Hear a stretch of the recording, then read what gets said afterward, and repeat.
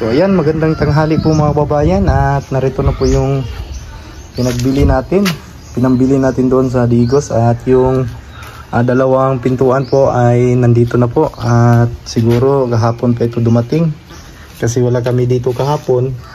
Ito pong mga pintuan na ito ay para po ito sa kwarto, at si John Reed, ayan, may lagnat din, ayan, kalintura maayo, tapos ng kainom ng tambal, yung gamot.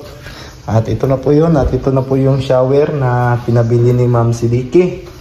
Si Ma'am Sidiki po yung bumili nito. Sinabi ko sa niya, okay lang po sana na walang shower, pero sinabi niya na bibilhan po daw niya. Ayan po. At ang price po niyan is nasa 7,000 plus price. At ito na po yung mga pintura. Ayan, may dalawang balde. Yung isa is gloss, itong isa is latex. Yan po yung una ko po, itong latex, at sisikankutan ko po ng gloss para maging makintab yung pintura at hindi masyadong kakapit yung mga alikabok. At ito din, may mga ano din dito, may mga liquid tile cast. Yan po yung pangbata ko dyan sa concrete natin.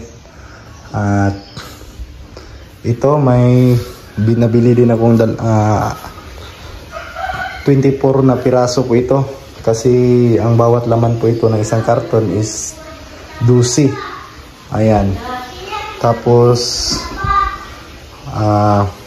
ito po ay WPC wall panel. Yan po mga babayan. WPC wall panel. At dito natin yan ilalagay para matakpan po itong mga plywood. Para hindi tayo makapagpintura dito. Ayan, dyan ko ilagay yon hanggang doon sa may kisame niya. Pati dito, lalagyan natin yan. Tingnan nyo po yung magiging resulta pag nakabit na natin yung WPC. At maganda po yan, tingnan mga babayan. Dahil gamitin natin yan dyan. No more than na lang yung gagamitin natin pang dikit. At ito na po yung mga gagamitin natin. Ito, marami po dito mga pintura. At si Ma'am Sidiki din ang nag-provide nito mga babayan. Ito mga pintura na yan. Thank you so much talaga kay Ma'am Sidiki. At pasensya na po kayo kung wala po tayong masayang upload. Kasi nga pumunta tayo ng Digos. Tayo mismo yung namili ng mga materials. At andyan na po yung pintuan. At ikakabit ko yan ngayon dito sa mga kwarto para may pintuan na po. Ayan, kakabitan ko po ito ngayon mga babayan para sirado na po siya. Ayan. At abangan nyo lang po mga babayan yung mga gagawin natin dito. Ayan, thank you so much.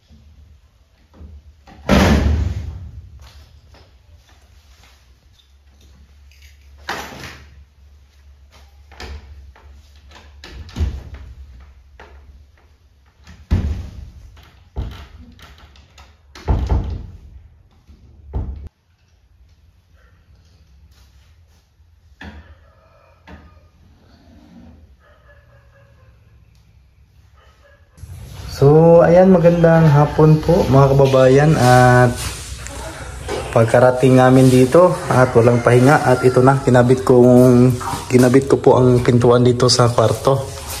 Yan na po siya mga kababayan, at nakabit na natin. Kaso may problema po ang pintuan na ito, napaka-bahog or baluktot mga kababayan. Ayan, kasi itong jam ko ay nasa tamang hulog po ito, at itong ano nila, pintuan, grabe mga kababayan ang tingnan natin, napaka ano talaga dito sa taas, lumiliyad po siya. Ayan, at napansin ko po ito nung pagkabit ko na, kasi dito tama naman siya dito. Ayan, wala naman siyang problema dito, libil na libil po siya sa jam natin. Pero pag dito na, ayan po ang diferensya niya mga kababayan. Kailangan ba natin itulak, ayan, para maging plain po siya. Sana maano to, mahanapan natin to ng paraan. Grabe naman itong mga pintuan na to mga kababayan. Tama yung ano natin, bayad, pero ganito yung dumating sa atin. Napaka baluktot na paggagawa. Ayan, at sana tong isa ay matuwid po ito. Ayan, sisilipin ko to bukas bago po ito ikabit, para kung sakaling baluktot pa din to, papalitan natin to mga babayan. Tagal pa naman dumating ito, pero nung dumating siya ay napaka ano naman, nakaka-distract po mga kababayan, kung sa totoo lang po. Hindi katulad ng itong mga unang dumating. Ayan, walang problema po to. Ayan o, napakaganda po. Walang problema po sa ano tong mga unang pintuan. Ayan, wala po silang problema. Yung dalawa, yung isa na yan, wala ding problema. Ito lang yung huling dumating, yun na po yung may problema. Ito, sana manapan natin to ng paraan, kasi yung window jam ko po, ay door jam ko po, ay inulit-ulit kong hinulugan, ay nasa tamang hulog po mga babayan.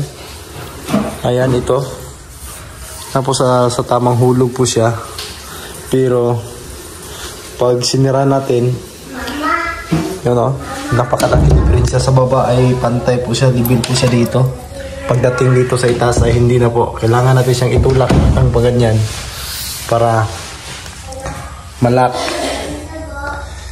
Ayan, pantay na po siya pag natulak natin. Talagang ano po ito mga babayan. Sana mahanapan natin to, i-adjust po natin to. Kung hindi na natin madaano dito sa hinges, hindi natin madadaya dito sa hinges, ayan, papalitan natin itong mga kababayan para importante, nagbayad naman tayo ng maayos. Kaso lang ito at talagang napakaano niya, bahog. Hindi ko ito mahanapan ng paraan, papalitan ko po ito.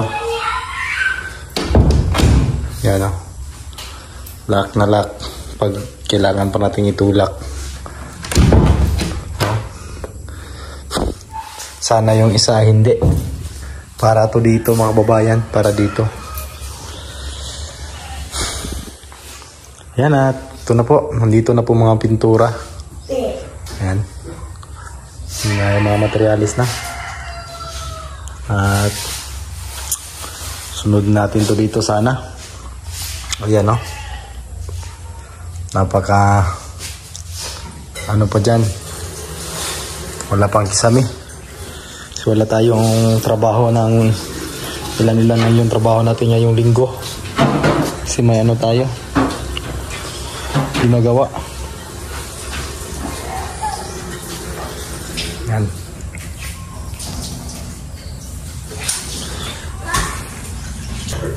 Ayan, thank you so much talaga kay Ma'am Redemption Siddiqui na patuloy na tumutulong po sa paggawa ko dito ng bahay. Talagang maraming salamat talaga, ma'am. At napakabait po ninyo po. At tumutulong pa rin kayo hanggang sa ngayon, hanggang sa matapos ang bahay ko. Maraming salamat. At kay Sir Paul sa PB Team, thank you so much. At sa mga charity, maraming salamat kay viewers o viewers. Ayan, thank you so much. At naging thank you din kay Sir Paul. Maraming salamat din kay Sir Paul kasi nga naging bahagi po tayo ng Pugong Biyahero, kaya nagkaganito yung ngayon bahay ko, kaya nagkabahay po tayo. Siguro kung hindi kami nakilala ng Pugong Biyahero ay hindi po mangyayari ang lahat na ito, at hindi po kami makilala ni Ma'am Sidiki siguro na tumutulong dito sa bahay ko. At unti na lang matatapos na po ito. Kunting-kunti na lang po ito mga kababayan. At matatapos na natin din to balang araw. Matatapos din natin to. Ayan, andyan naman po yung yung kulang ko na lang dito is hardiplex. Yung pangkisame, mga ilang piraso lang po yun, mga 8 piraso na hardiplex. At yan, thank you so much talaga mga kababayan. Maraming salamat talaga sa hindi nyo pag-skip ng ads. Thank you so much. At sa nag-aabang lagi ng ating mga video, pasensya na po kayo kung hindi pa tayo na madalas naka-upload ngayong linggo na ito. Yan, kasi nga marami tayong kailangan ko mag-relax mga kababayan doon sa Digos, kasi dito Malikabok at sila John Red at si Jinisa ay sabay po nga nagkalagnat. Sabay po sila nagkalagnat mga kababayan. At mabuti na ngayon na si John Red ay makaano na, kahit paano lumalakad-lakad na po siya, gumagalagala na po siya, hindi siya palagi nagpagkarga. Kasi nga hindi tayo makatulog ng maayos mga kababayan, lalong-lalo na may mga sakit yung kasama natin. Ayan, lalo-lalo na po yung bata, kasi napakahirap po kumpara sa mga malalaki katulad namin, katulad ko mga kababayan. Kung lagnat lang po ay hindi ko po iniinda yan, dinadala lang ko po yung mga kalagnat. Kung bata po, kailangan natin protektahan, alagaan pag magkasakit. Kaya pasensya na po kayo mga babayan kung hindi tayo nakapag-upload ng araw-araw. At hayaan nyo po, sa susunod na upload ko po ay may maiba naman po dito sa ating ginagawa. Ayan, thank you so much talaga sa inyo mga kababayan sa walang sawa nyong pagsuporta at panunood ng aking mga video. Ayan, thank you so much po. And God bless po mga kababayan, at bye-bye.